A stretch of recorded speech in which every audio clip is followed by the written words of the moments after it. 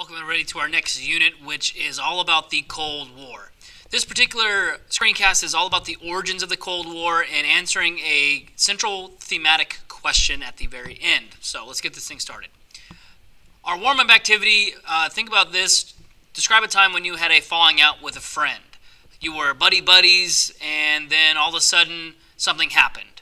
Maybe it was they got a boyfriend or a girlfriend or something like that. Think about how you felt. Think about maybe being betrayed or feeling like you got backstabbed or anything like that.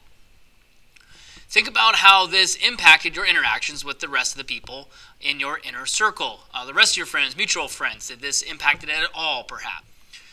So the first thing, 1946, the United States invites Winston Churchill, former English Prime Minister, to Missouri to give him an honorary degree. He gives what is now known as the Iron Curtain speech at that university there in Missouri.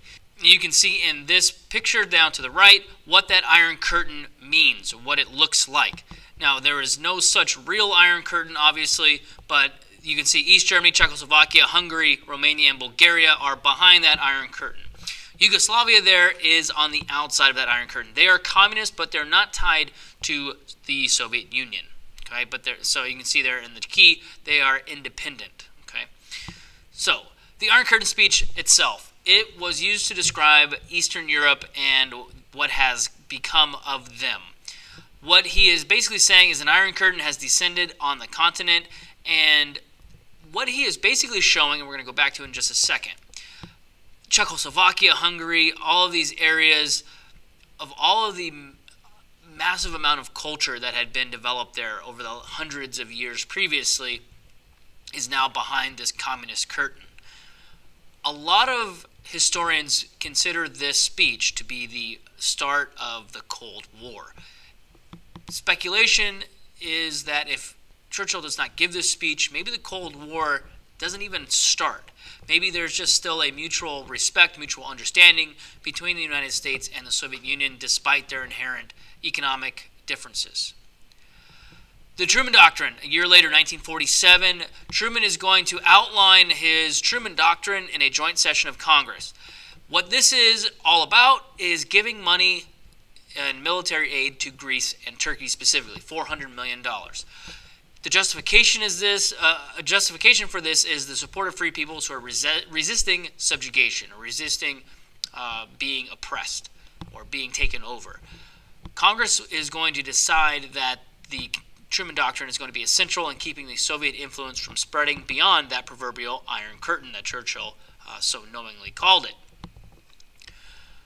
Also, 1947 is the Marshall Plan, and you can see from the chart on the left-hand side there all the different countries that we end up giving money to.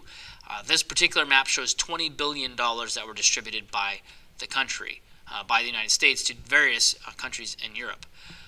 You can see on the right-hand side here, this is a photo showing wheat from the United States being unloaded in Rotterdam, Netherlands there. You can see that is right here. The basics of the Marshall Plan, I would call the Truman Doctrine on steroids, anywhere between $13 billion and $20 billion in aid. The joke is actually going to be on the United States here because we do not get all that money paid back. This, unlike the Truman Doctrine, which was just for Greece and Turkey, is to any nation, any European nation that needs it.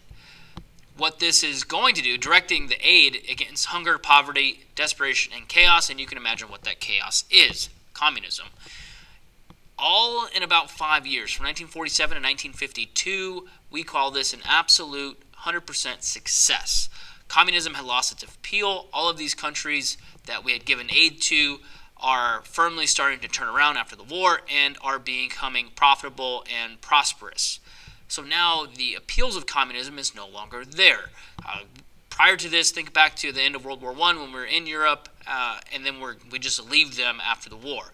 We tell them, hey, democracy is great, try this, it works really well, but we don't set it up and we don't help them make sure that it works properly.